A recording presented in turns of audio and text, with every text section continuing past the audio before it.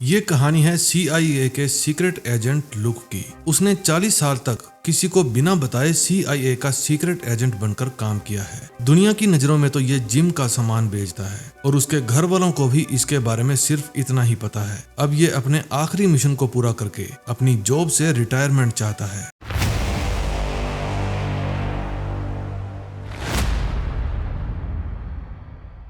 Story शुरू होती है और हम देखते हैं कि लुक एक गली के अंदर पड़े कचरे के डिब्बे में आग लगा देता है। फिर वो अपनी कार में बैठकर फायर ब्रिगेड वालों को उस आग की खबर देता है। फिर वो अपने साथी बैरी को फोन करके उसकी हेल्प से पता करता है कि फायर ब्रिगेड कौन से रास्ते से और कितनी स्पीड में आ रही है। फिर वो रास्ते में अपनी कार रोककर फायर ब्रिगेड वालों की ड्रेस पहन लेता है और भागकर फायर ब्रिगेड के पीछे चढ़ जाता है। फिर वो एक कड़ी सुरक्षा वाले एरिया के अंदर एंटर कर जाता है और एक सीवर के पास कूद जाता है। फिर वो सीवर के अंदर घुस जाता है और एक बैंक के नीचे पहुंच जाता है। फिर वो लेजर कटर के जरिए बैंक के फर्श में बड़ा सा होल कर देता है और पहुंच जाता है सीधा लॉकर के अंदर। फिर वो ब्लास्ट करके कुछ लॉकर्स खोलता है और वो हासिल कर लेता है जो वो यहाँ पर लेने आया था। फिर वो हीरे लेकर एक बंदे के पास जाता है। वो बंदा हीरे के बदले में लुक को एक लोकेशन देता है और वो लोकेशन लुक बैरी को देता है। उस लोकेशन पर एक टेररिस्ट छिपा हुआ था। फिर कुछ ही सेकंड में एयरफोर्स उस लोकेशन पर पहुंचकर उस टेररिस्ट को उड़ा देती है। फिर वो बंदा चेक करता है ये डायमंड अभी तराशे नहीं गए हैं। फिर वो समझ जाता है कि ये हीरे कोंगो के कमांडर के हैं और लुक उसे चोरी करके लाया है। उसकी चेकिंग करने पर उसके पास साइनाइट मिलता है। जिनको नहीं पता उन्हें मैं बता देता हूँ कि साइनाइट एक कैप्सूल है जिसे टेररिस्ट और सीक्रेट एजेंट्स हमेशा अपने पास रखते हैं। इसको चबाते ही 1 या 2 सेकंड के अंदर इनकी मौत हो जाती है। ये लोग इसे हमेशा अपने साथ रखते हैं ताकि अगर वे पकड़े जाएं तो कोई उन्हें टॉर्चर करके कुछ उगलवा ना सके। फिर वो बंदा लुक को साइनाइट खाने के लिए कहता है। लुक उस कैप्सूल को मुंह में डालता है लेकिन चबाता नहीं है, उसे पानी के कप में थूक देता है। वो आदमी पूछता है कि तू मरा क्यों नहीं बे? फिर लुक सैनिटाइज वाले पानी की स्प्रे उन सभी के ऊपर कर देता है और बचे हुए बंदों को मौत के घाट उतार कर वे हीरे लेकर वहाँ से बाहर आ जाता है और इस तरह से लुक अपना आखिरी मिशन भी पूरा कर लेता है। बैरी उसे बताता है कि मुझे ऑर्डर मिला है, आज तक तुमने जितनी भी नकली पहचान या आईडीज बनाई है उन सबको मिटाने का। थोड़ा सा पेपर वर्क है, उसके बाद तुम हमेशा के लिए अपनी इसी पहचान में जियोगे। अगले सीन में हम देखते हैं कि लुक अपने घर अपनी फैमिली से मिलने जाता है। फिर वो अपनी एक्स वाइफ से मिलता है। 15 साल पहले इनका डिवोर्स हो चुका है लेकिन दोनों ने ही अब तक दूसरी शादी नहीं की है। लुक उसे दोबारा पाना चाहता है। फिर वो अपनी बेटी एमा से मिलता है। उसके साथ उसका बॉयफ्रेंड भी था जो लुक को बिल्कुल भी पसंद नहीं था, लेकिन उसे अपनी बेटी पर नाज था क्योंकि उसने अच्छी पढ़ाई की और वो नशे, दारू, सिगरेट, गाली गलौज से भी दूर थी। अब 6 हफ्ते बीत जाते हैं और लुक की रिटायरमेंट पार्टी चल रही थी। उसके साथी उससे पूछते हैं कि अब आप क्या करोगे? वो कहता है कि मैं एक छोटी सी शिप लूंगा और उसके अंदर अपनी वाइफ के साथ वर्ल्ड टूर पर जाऊंगा। अपनी वाइफ को टाइम ना दे पाने के कारण ही तो मेरा तलाक हुआ था। अब मैं अपने रिश्ते सुधारना चाहता हूँ। फिर बैरी उसे ऑफिस में बुलाता है और बताता है कि हमारे एक एजेंट की जान खतरे में है। वो लुक को एक फोटो दिखाता है जिसको 25 साल पहले लुक ने ही मारा था और उसके बेटे को लंदन के एक बोर्डिंग स्कूल में पढ़ने के लिए भेज दिया था। अब उसका बेटा बोरो बड़ा हो गया है और वो अपने पिता के गैर कानूनी हथियारों के काम को आगे बढ़ाना चाहता है। अब उसकी नजर न्यूक्लियर पर है।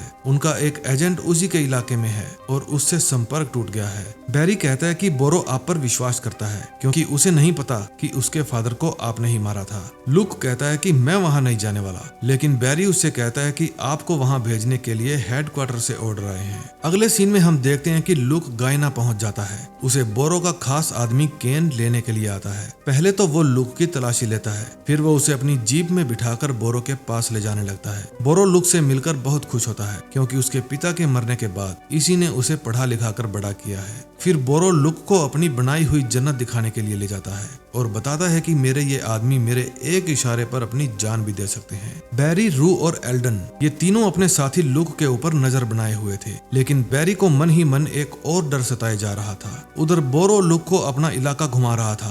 तभी एक जगह पर 2 लोगों की फाइट चल रही थी। फिर बोरो लुक को फाइट देखने के लिए ले जाता है। वहाँ एक लड़के और लड़की में फाइट चल रही थी। जब लुक देखता है कि ये उसकी बेटी एमा है तो उसके पैरों तले से जमीन खिसक जाती है। उसे देखकर रू और एल्डन भी हैरान हो जाते होते हैं। एमा उस लड़के की बुरी तरह से पिटाई करती है और उसे हरा देती है। फाइट खत्म होने के बाद बोरो उसे लुक से मिलवाता है। वो भी अपने पापा को देखकर हैरान हो जाती है क्योंकि उसे भी नहीं पता था कि उसका बाप असल में करता क्या है। फिर बोरो लुक को रात में हो रही पार्टी में इनवाइट करके वहां से चला जाता है और एमा को कहता है कि ये हमारे मेहमान हैं, इनका ख्याल रखो। लुक गुस्से में बैरी के पास फोन करता है, लेकिन बैरी की तो फटी पड़ी थी क्योंकि वो जानता था कि उसकी बेटी CIA एजेंट है, लेकिन आज तक उसने ये बात लुक से छुपा रखी थी। ऊपर से उसके साथी उसे डरा रहे थे कि लुक तुम्हें उस तरह से चीर फाड़ देगा जैसे गोरिल्ला तरबूज के चीथड़े उड़ा देता है। फिर बैरी फोन उठाता है और कहता है कि CIA ने बचपन से ही इसके ऊपर नजर रखी हुई थी क्योंकि इसका दिमाग बिल्कुल तुम्हारे जैसा था।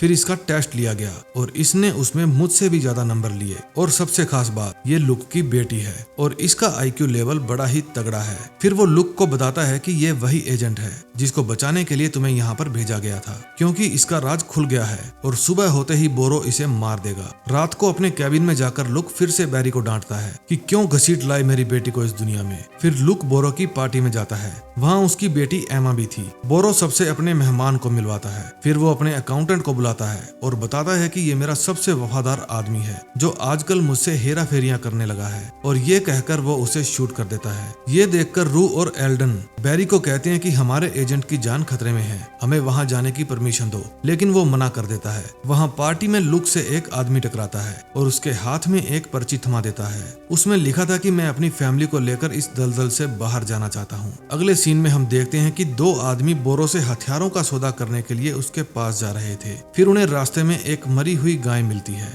जब वे नीचे उतरकर देखते हैं तो लुक और एमा उन दोनों को मार देते हैं और उनकी लाश को नदी में फेंक देते हैं। अगले दिन लुक एमा के कैबिन में था, तभी वहाँ बोरो अपने आदमियों के साथ आता है। बोरो पूछता है कि कल हथियारों के सौदे के लिए 2 आदमी आने वाले थे, वो अभी तक नहीं पहुँचे हैं। एमा कहती है कि हमें नहीं पता। केन कहता है कि कल मैंने इन दोनों को जंगल से बाहर निकलते हुए देखा था। तभी वहाँ उनको किसी औरत के चिल्लाने की आवाज आती है और वे सभी उस आवाज की तरफ भाग कर जाते हैं। उन्हें नदी में उन दोनों की लाश मिल जाती है।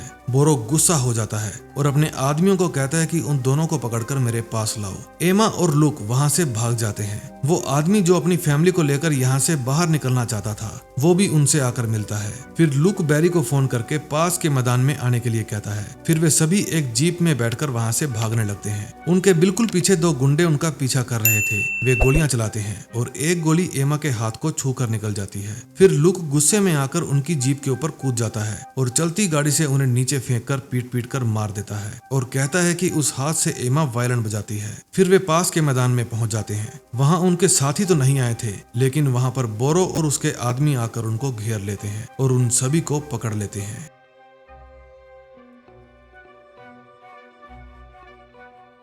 दोस्तों, पिछले पार्ट में आपने देखा कि बोरो उन सभी को घेर लेता है और उन्हें पकड़ लेता है। वो लुक को कहता है कि क्या तुम्हें अंदाजा भी है मेरा कितना बड़ा नुकसान हो गया है। फिर लुक कहता है कि तुम अपने बाप की तरह बुज़दिल हो। वो मेरे सामने रो रहा था और गिड़गिड़ाकर अपनी जिंदगी की भीख मांग रहा था, लेकिन मैं उसे घसीटकर पहाड़ पर ले गया और वहां से नीचे फेंक दिया। बोरो और भी ज्यादा गुस्से में हो जाता है और कहता है कि मैं तुम सबको तड़पा तड़पा के मारूंगा। इतने में वहां पर रू और एल्डन आ जाते हैं और वे शूट करके बोरो के सभी आदमियों को मार देते हैं और लुक, एमा और उस अजनबी फैमिली को बचा लेते हैं। बोरो लुक के सामने से ही बचकर निकल जाता है और वो मौका होने के बावजूद भी उस पर गोली नहीं चला पाता क्योंकि लुक ने ही उसे पढ़ाया लिखाया था। अगले दिन डॉट और बैरी एमा को अपने पास हेडक्वार्टर में बुलाते हैं और अपने पापा लुक के साथ ये मिशन पूरा करने के लिए कहते हैं, लेकिन वो इनकार करके वहाँ से चली जाती है। बैरी छोटी छोटी बातों पर घबरा जाता था क्योंकि वो दिल का मरीज था, इसीलिए वो डेस्क जॉब करता था। फिर वे लुक के पास जाते हैं। लुक कहता है कि मैं रिटायर होना चाहता हूँ। डॉट कहती है कि तुम्हारी बेटी तुम्हारे जैसे गर्म खोपड़ी की है,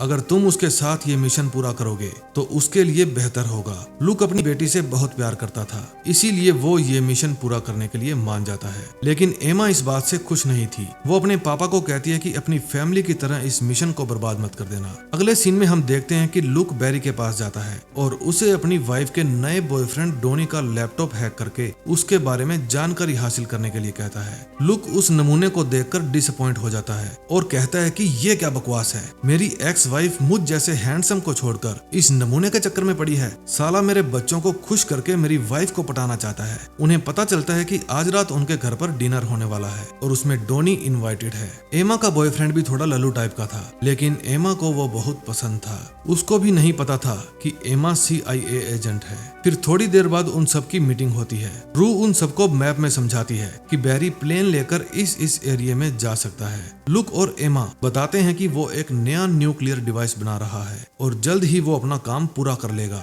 और अपने पापा का सपना पूरा करेगा। डॉट बताती है कि उसको पकड़ने में एनएसए भी हमारी हेल्प करेगा, तो लग जाओ काम पे। एमा अब भी अपने पापा के साथ काम नहीं करना चाहती थी क्योंकि वे उसे अभी भी एक छोटी बच्ची समझते थे। डॉट कहती है कि ये मिशन हमारे लिए बड़ा ही महत्वपूर्ण है, इसलिए तुम दोनों को मिलकर इसे पूरा करना होगा और इस काम में डॉक्टर तुम्हारी हेल्प करेंगे। डॉक्टर कहता है कि तुम दोनों का दिमाग एक जैसा है, तुम दोनों मिलकर काम करोगे तो एक बेमिसाल टीम बन जाएगी। वे कहते हैं कि हम कोशिश करेंगे कि बिना लड़े काम करें और वहाँ से चले जाते हैं। रात को लुक की वाइफ टेली के घर डिनर चल रहा था, जिसमें टेली का बॉयफ्रेंड डोनी और एमा का बॉयफ्रेंड कार्टर भी आया था। फिर लुक और बैरी वहाँ पर बहाने से पहुँच जाते हैं, ये देखने के लिए कि उनके बिना यहाँ पर क्या मजे चल रहे हैं। लुक कहता है कि पुराने खिलाड़ियों को छोड़कर नए पंछियों के साथ डिनर चल रहा है। फिर लुक अंदर जाकर सभी से मिलता है और अपनी पूरी भड़ास डोनी के हाथ पर निकाल देता है। फिर डोनी अंदर जाता है और आइसक्रीम कप केक लेकर बाहर बैरी को ला कर देता है। लुक कहता है कि इसके हार्ट का इलाज चल रहा है, इसको मारना चाहते हो क्या? मेरे घर के पास एक भिखारी बैठा है, ये उसको खिलाना पड़ेगा। लुक की एक्स वाइफ पूछती है कि तुम यहाँ पर क्यों आए हो? वो कहता है मैं टेबल सा लेने के लिए आया हूँ। फिर घर से बाहर जाकर वो आइसक्रीम झाड़ियों में फेंक देता है और बैरी को कहता है कि डोनी की कार पर ट्रैकर लगा दो। अगले दिन डॉक्टर इन दोनों बाप बेटियों को एक अजीब सा डिवाइस देता है। ये एक मैग्नेटिक जैकेट थी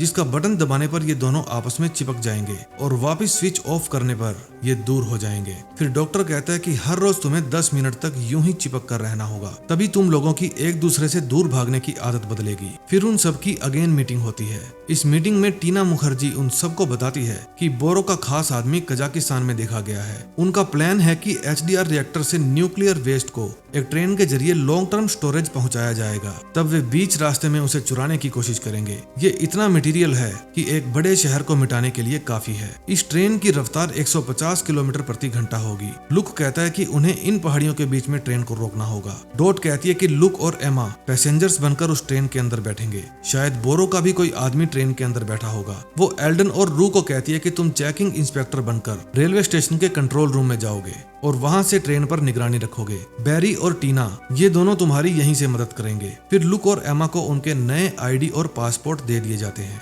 प्लेन में एमा अपने बॉयफ्रेंड से फिर से झूठ बोलने के लिए सैड थी। फिर एल्डन उसे देखकर कहता है कि रिलेशनशिप CIA को चलने नहीं देती, इसीलिए तो मैं कुंवारा हूँ, कहीं भी जाओ कोई टेंशन नहीं। दोस्तों, आप लोगों में से कौन कौन कुंवारा है और मस्ती की लाइफ जी रहा है, कमेंट करके जरूर बताना। एमा समझ जाती है कि इसी कारण उसके मॉम डैड का डिवोर्स हुआ था। लुक और एमा ट्रेन में पहुंच जाते हैं। बैरी और टीना भी अपनी पोजीशन संभाल लेते हैं। फिर लुक बैरी को कहता है कि ऑपरेशन डोनी पर भी पूरी नजर रखना, वो टेली के ज्यादा नजदीक नहीं आना चाहिए। फिर एमा पूछती है क्या ये टोनी अंकल के बारे में है, लेकिन लुक बात से पलट जाता है। फिर एमा कहती है कि उस लड़की को देखिए, फॉर्मल सूट में भी उसने फौजियों वाले जूते पहन रखे हैं। लुक कहता है कि उस गिटार वाले को देखो, उसके अंदर हथियार हो सकता है। एमा कहती है कि उस आदमी को देखो, हाथ पर चोटों के निशान और नजर हर आने जाने वाले पर, जरूर ये भाड़े का टट्टू होगा। फिर लुक कहता है कि हमें वेट करना चाहिए, ये पैसेंजर्स भी हो सकते हैं। उधर रू और एलन रेलवे स्टेशन के कंट्रोल रूम में जाते हैं और कहते हैं कि हम यहाँ मुआयना करने के लिए आए हैं, तुम्हारा काम देखकर हमें रिपोर्ट आगे भेजनी होगी,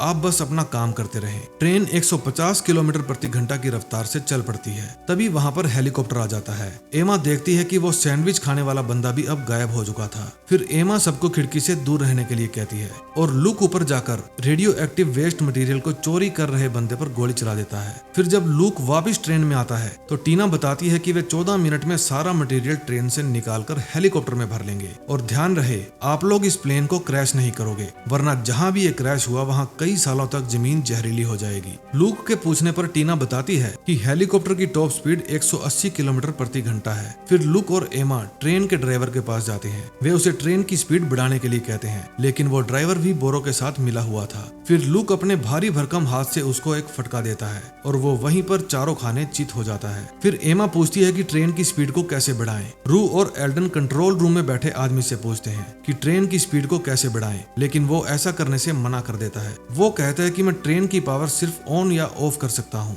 फिर वो कहता है कि वहाँ पर एक चाबी वाला बटन होगा, लेकिन उस पर तो गोली लगी थी, इसलिए वो शॉर्ट हो चुका था। तभी टीना कहती है कि ये ट्रेन मैग्नेटिक सिस्टम पर काम करती है, मैग्नेट जितनी ज्यादा ठंडी होगी स्पीड उतनी ही तेज होगी। फिर लुक पूछता है कि मुझे ये बताओ कि कितने कूलेंट वाल्व्स खोलने होंगे। उधर बैरी डोनी के ऊपर भी नजर बनाए हुए था। उसका टैली के साथ आज रात को ही प्लान लग रहा था, इसलिए वो 4 वाइग्रा की गोली खा लेता है। ये देखकर बैरी के मुंह से निकल जाता है 4 और लुक चारों वाल खोल देता है। ट्रेन की स्पीड तेज हो जाती है और चॉपर इतनी तेज स्पीड से उड़ नहीं पाता, इसलिए वो डिस्कनेक्ट हो जाता है। कंट्रोल रूम में बैठा ऑफिसर कहता है कि ये मैग्नेट बहुत ज्यादा ठंडे हो गए हैं, अब ट्रेन को रोकना नामुमकिन है। शहर नजदीक है, जैसे ही ट्रेन वहां पर गई तो आधा शहर मारा जाएगा। एमा कहती है कि कांग्रेचुलेशन डैड, आपने दुनिया का सबसे ज्यादा खतरनाक चलता फिरता बॉम्ब बना दिया है। और इसी के साथ सेकंड पार्ट का भी एंड हो जाता है। दोस्तों, सीरीज अच्छी लग रही हो तो प्लीज वीडियो को लाइक करें और कमेंट जरूर करें ताकि मुझे और पार्ट बनाने का हौसला बना रहे। अगला पार्ट और भी धमाकेदार होने वाला है, इसलिए सब्सक्राइब करके बेल आइकन जरूर दबा दें।